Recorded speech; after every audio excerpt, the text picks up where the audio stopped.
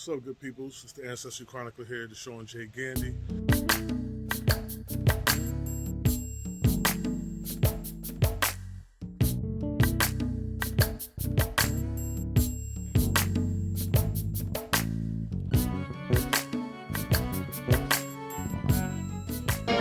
So let me ask this question, because we did speak a little bit about this before you went, and I'm pretty sure I shared it with you even when we prior to that. So going to Africa, one, like you said, that was like your first really big international trip. The Africa, the climate, the land, the people, everything is completely different than North America. So I know when I went to Africa for the first time, Uganda. For the first time. You know what that means? That means he's been more than once. He's going to supersede me soon. He's got citizenship. When I went to Uganda, as much as people try to prepare you, what it's like, what to expect, it's something you still can't prepare yourself for until you actually get there. Bad and good. How long did it take you to adjust to the environment once you got there? How long did it take you to feel like, I guess, I don't want to keep saying like, or here, I don't want to say you was in shock necessarily, but maybe that's the right word. But just overall, like, okay, I'm here now, it's totally different. What do I do versus, all right, I got this now. I'm flowing. Like, Yeah. How long did it take? How long did it take? Well, I think there's four answers to the question before I can even say how long it took to adjust to it. Because there was four aspects of the trip that I wasn't prepared for that surprised me. One was people kept talking about the heat. They was like, yo, you ain't African heat is just different. I'm like, yeah, come on, man, I got this. African heat different. What are you talking to? I got this. African heat is different. And it took me, I think after a while, like, you just got used to the heat. You just got used to it. It wasn't like every day it was just like, I can't take this. I need to get into a hotel. I need air conditioning. You just got used to it. And life in Africa is lived outside. Like, you go home to sleep. You live life outside. So everything we was doing was outside. So you just get used to it. And so that was one thing, was the weather, the temperature. And my skin, the melanin in my skin rejoiced. It loved it. It was just like, bro, we've been waiting on this for a lifetime. Thank you so much for giving us this. And so, because my skin had to adjust once we even got back. My skin had to adjust, you know? The fourth thing was, or the second thing is the landscape itself.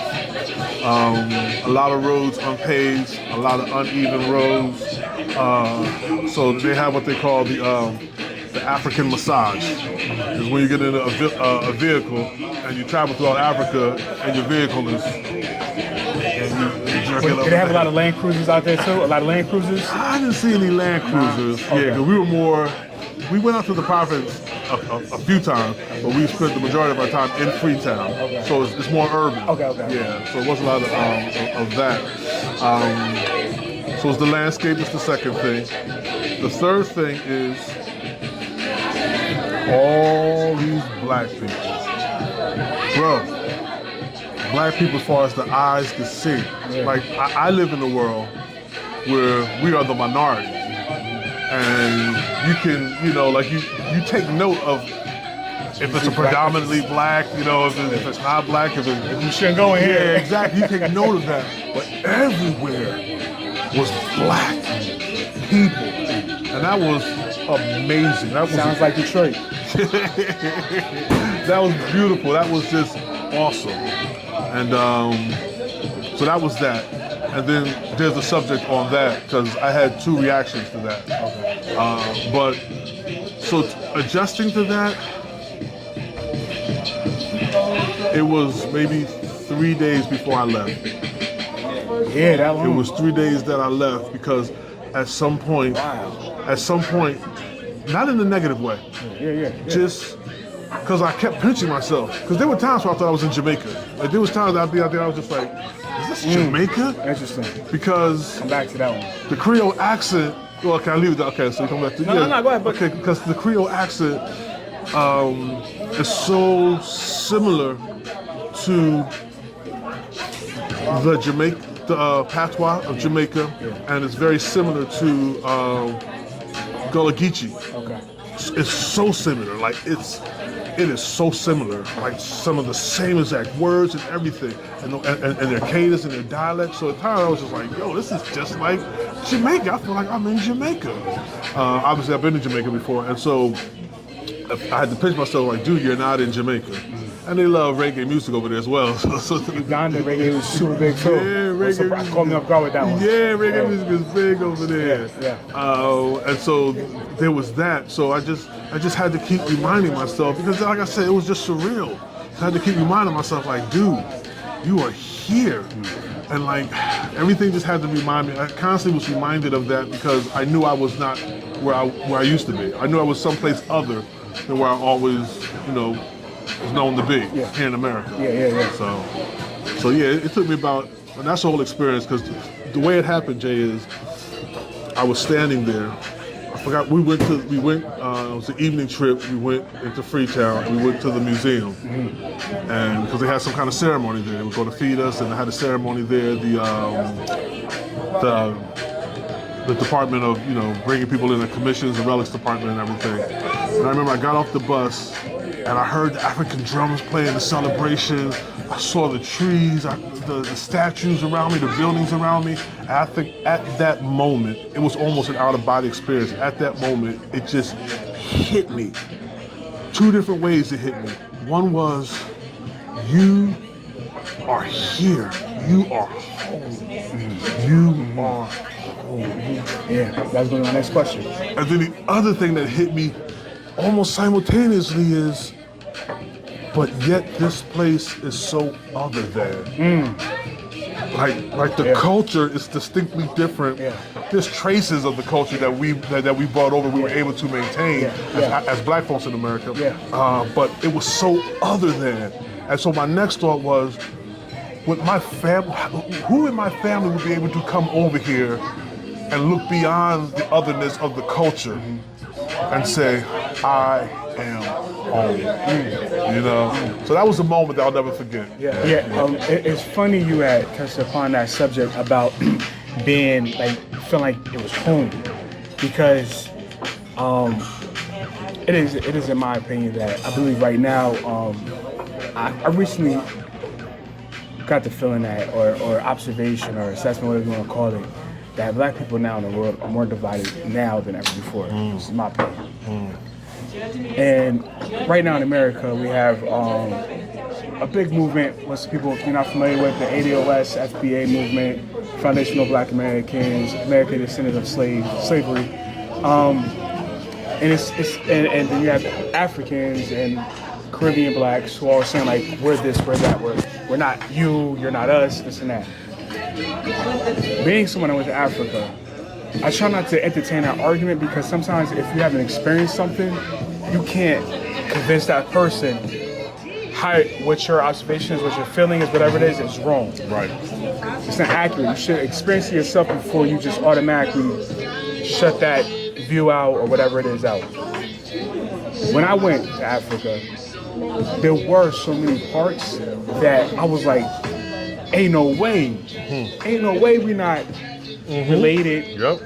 This didn't carry over to America, Caribbeans, Latin America. Ain't no way none of this stuff ain't carry over.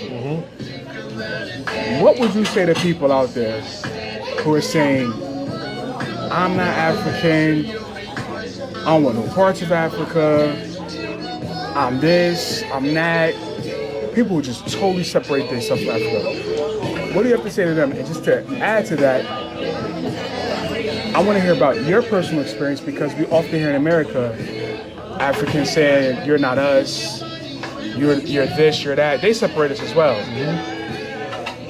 What do you have to say to blacks in America who separate themselves from Africa? And as far as your personal experience, how Africans treated you as a black American in their country? Good question, man. Wow. So, wow. Most people that I've experienced, that I've talked to, who say that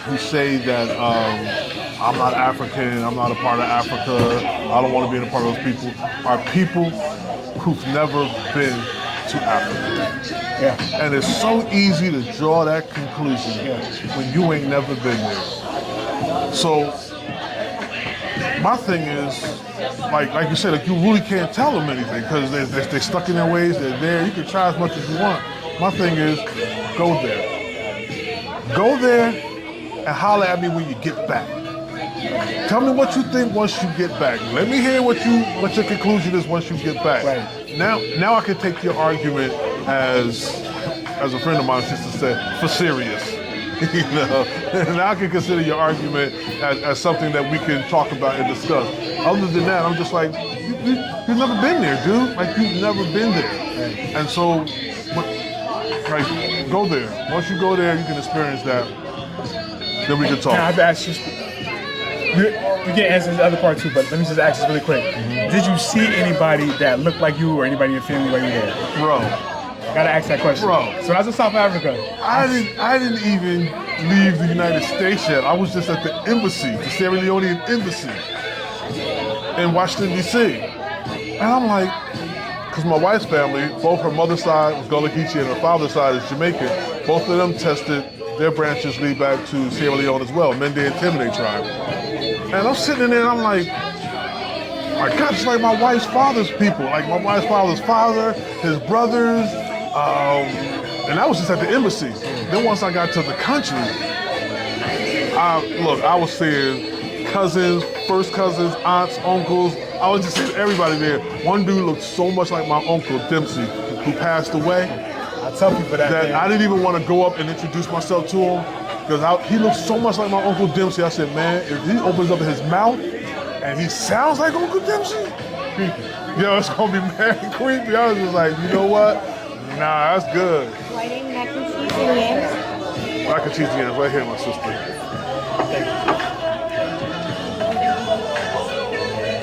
Thank you. The hot sauce. So I got the catfish right here, with the yams, the macaroni and cheese. You know how it is. I'm about to get it in. My man Jonathan got the same thing, but he got the collard greens. Man, I got these yams and these greens and the catfish, man. I'm about to tear it up. The plate is hot, so you know what it is when the plate is hot. The food is steep. The catfish legit, right? But we got some good food.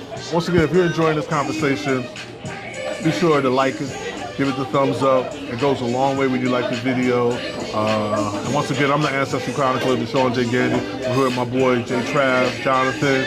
We're here at Blended Flavors in Linden, New Jersey, where they sell Caribbean and soul food cuisine, fusion together, and it's just some good stuff. But we're here, the ambiance is kicking, the place is packed on a Saturday, families are here, friends are here, everybody's having good conversation, enjoying each other, and me and Jay, we chopping it up about Africa and my trip to Sierra Leone. So you were saying... how do the Africans treat you? Were they like, oh, you're American, you're not part of us? Nah, bro. Like, because that's something... I didn't, not one... And listen, I wasn't there for like 7 days, I wasn't there for 5 days, I wasn't there for 3 days. I was there for over 2 weeks. And I didn't just stay in the hotel. I stayed at the Radisson Blu in Freetown. I just didn't stay in the hotel. We went all throughout Freetown, like all the sections of Freetown. We went to like 4 or 5 different provinces, Waterloo, like you name it, man. We was all over, and people just welcomed me, man. It was so overwhelming. And people who I met on like my first night there, they told me like 2 weeks later, and they remembered my name. And it was like, hey, Deshaun. I was like, who's calling? Like, who knows me here? And I'm turning around, and he's like, hey, what's up? He was like, we met 2 weeks ago at so-and-so. And I was like, oh, yeah. And it was just, man, it was so overwhelming. I went to a place called the Olive Garden. Not our Olive Garden here, but it was the person who owned his name was Olive. Okay. So it was a restaurant out on the beach side, beachfront. Interesting. So it was Olive's Garden. Interesting. And it kind of took me by surprise. It took me by surprise two ways. One thing by surprise is just how friendly people were. Yeah. Like just how friendly they were. The other thing that took me by surprise is, this is kind of weird to say this, but, and this is something that we may want to talk about, or this is going to be a whole other subject, but I had a moment of self-awareness. I had constantly moments of self-awareness. And one of those moments was when I was at Olive's Garden and I saw all these black people there. It was after hours, it was the nightlife, it was after hours. Everybody's hanging out, there's a live reggae band playing. I'm standing next to the stage because I'm itching to get on the stage and play the drums, but I couldn't get the drummer's attention and I didn't know how to ask. And I just looked around and I was just like, yo, all these black people in one spot, it's gonna be a fight. Somebody gonna start shooting each other, it's gonna wind up being crazy. I said, man. And here I am projecting the image of what they make us think about ourselves here in America, and I'm projecting that upon these Africans here in Sierra Leone. I'm just like, it's here we go, something gonna happen. So anytime anybody walk in, I would look out, see a group of guys walk in, they would have hats on or bandanas on or something like that. I'm like, here comes trouble. And they were like just the nicest people. Nobody was there to cause trouble. Nobody was, it was just awesome and it was beautiful. And so I actually thought that people would consider me Sierra Leone. I was just like, see, people don't think I'm Sierra Leone as long as I don't open up my mouth. And that happened a lot. Yeah. It happened a lot. Folks would be like, and then folks would look at me and be like, Limba face. They called me Limba face. Like they knew I was connected to the Limba tribe. Yeah. I was like, how did they even know that? But then there were times when people knew I was American. And I'm like, how do they know I was American? You know, so just trying to figure out, and sometimes I couldn't fool people. They knew I was American, I didn't have to open up my mouth. You know? But yeah, man, I never got, you ain't us, you ain't a part of us. They were just like, welcome home. I consistently heard people tell me, welcome home. From the moment I got off the plane to the moment I left, welcome home.